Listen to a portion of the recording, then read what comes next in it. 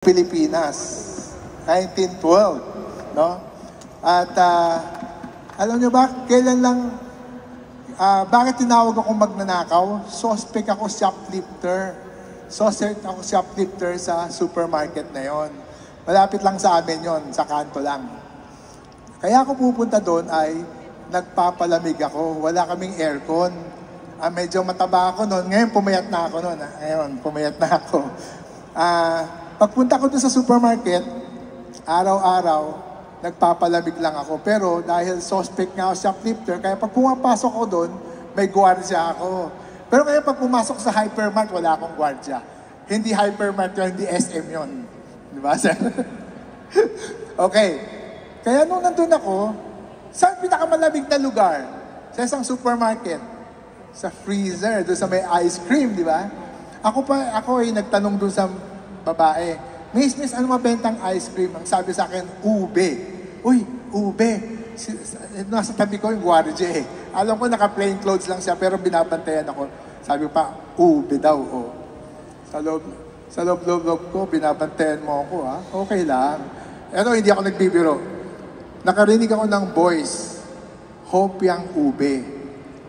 Kaya ang ginawa ko, umuwi ako, bumili ako, kumuha ko ng, hindi ako nag-shoplift, ha? Kumuha ko ng pera, kahit konti. Bumili ako almin ng ubing halaya, yung ginagamit sa ice cream, yung nasa bote. Tapos, ginawa ko, ako na mismo gumagawa ng hopya nun. Ang hopya namin dati is hopya munggo, tsaka baboy, tsaka hopyang Macau. 3 klase lang. Kaya ang ginawa ko, imbis na hopyang munggo, lagyan ko yung ube halaya. Ginawa kong hopyang ube. Yung time na yun, walang kaibigan, di ba? Araw-araw, nagpabounce yung chicken namin. Sabi ko, wala akong kaibigan, pero may may fire volunteer ako. May mga fire volunteer. By the way, yung mga nag-lion dance na yan, yung iba dyan, yung mga head niyan, puro fire volunteer. Sila Marel, si Mark. Tinawag ko yung mga fire volunteer, sabi ko, may bago ako. May bago akong hopya. Pinakain ko sa kanya hopyang ube. Unang tanong ko, masarap? Sir, masarap! Okay. Pangalawang tanong ko, bakit masarap? Free. Libre daw. Okay Pangatlong tanong ko, mag-click ba ito? Sila lahat nagsabi, di mag-click. Pero mapursige po ako. Hanggang isang araw, sa awa ng Diyos, si Ma'am Cory, gusto i-feature yung Chinatown. Na-feature ako as a volunteer fireman. Sinamahan ko niya sa doktor, Chinese doctor, drugstore, tsaka sa temple, sir, ma'am, di ba? Sabi ko, ma'am, ito nga, sinamahan ko nga sa temple. Bago kami umuwi, sabi niya, Jerry, gusto ko magsakay sa fire truck. Sabi ko, yes, ma'am, sexy niyo. Gusto mo, tutulak ka pa yung puwet niyo eh. Mataas kasi yung fire truck eh. Sabi niya, sige. Kaya from Singguansi Temple, pumunta kami hanggang Ongpin. Sabi niya, Jerry, saan ka ba? Sabi ko, ma'am, dyan po ako. Sabi ko, ma'am, gabi na kasi, 7 plus. Sabi ko, ma'am, kain tayo doon sa kanto. Sabi niya, Jerry, hindi na. Nagmamadali ako sa loob-loob ko. Ay, salamat. Wala akong babayaran. Totoo ito, ha? Totoo. Si Ma'am Cory na dyan. Sabi niya, hindi, nagmamadali na ako eh. Thank you very much na lang sa pagsama mo. Saan ka ba? Sabi ko, ma'am, dyan ako sa Engbitin. Engbitin. Ano yung Engbitin na yan? Ay, ma'am, ako po yung gumawa ng hopyang ube. Kasi may maliit na sign kami. Nakalagay doon, Engbitin, hopya ube available here. Sabi niya, sige, Jerry, mabait ka naman at guwapo ka naman. Hindi niya sinabi yon, guwapo. Nag-react agad si Mayor, oh. Hindi niya sinabi yung guwapo. Sabi niya sa akin, sige Jerry, thank you very much, tutulungan kita. Pero ako po hindi ako nagtatanim, hindi ako nag-iisip na, pag nagtutulong ako, wala ako iniisip na kapalit. Pero sabi niya, ganon, tutulungan niya ako. To make the long story short, wala na sa akin yon. But after 2 weeks, yung staff niya tumawag sa akin. Sabi niya, may pangako ba si Ma'am Cory sa'yo? Sabi ko, ano yun? Sabi niya, di ba itutulungan ka niya sa hopya? Sabi ko, oo, pinakalimutan ko na eh. Oo. Sige, pumunta si Ma'am Cory dyan Saturday. Di ako naman. Sabi niya, saan ba yung factory nyo? Sabi ko, dyan sa likod. may mga makina ba? Sabi ko, ma'am, wala po kaming makina eh. Kamay-kamay lang, tsaka paa-paa lang. Ha?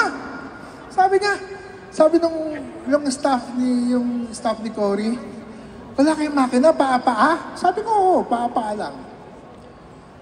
Totoo yun, paa-paa paggawa ng hopya. Mamaya ko kwento ko sa inyo, bakit paa-paa?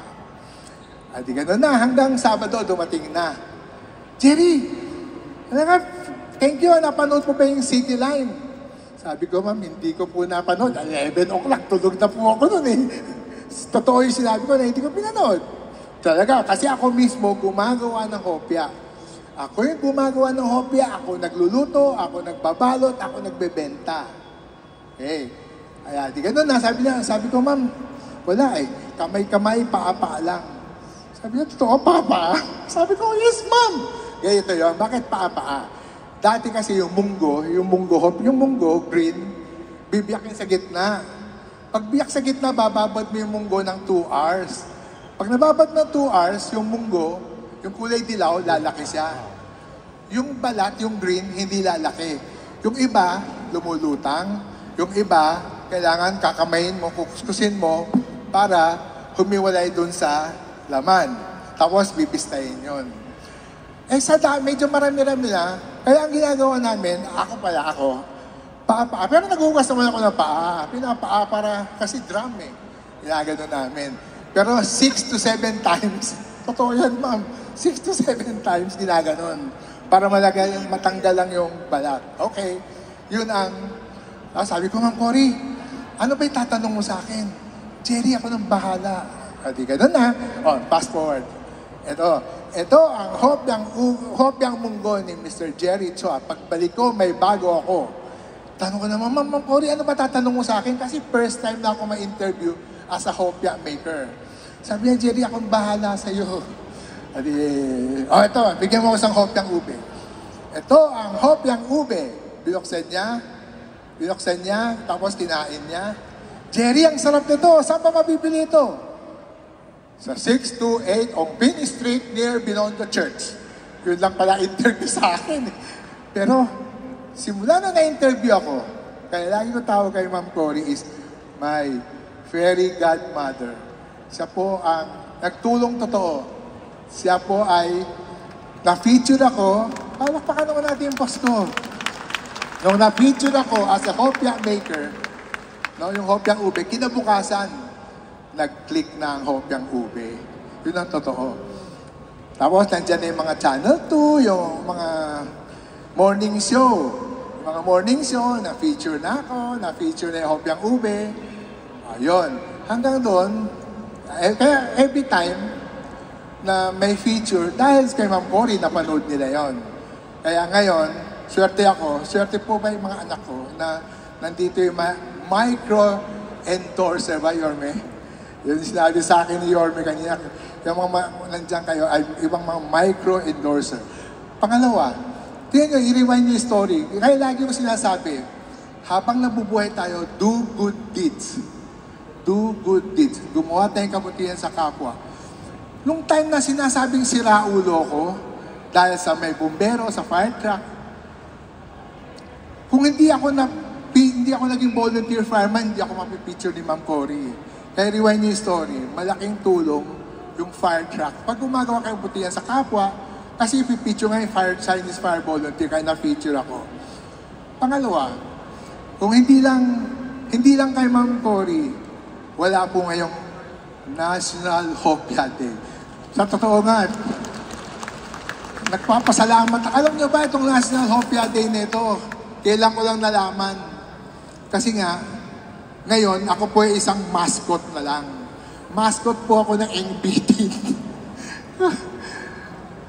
Kung magbubukas sila ng brands, pupunta ako, tatawagan na, Daddy, magbubukas tayo ng brands. O sige, pupunta ako, picture tayo. Pagka-picture, kakain na kami. Yun lang trabaho ko ngayon.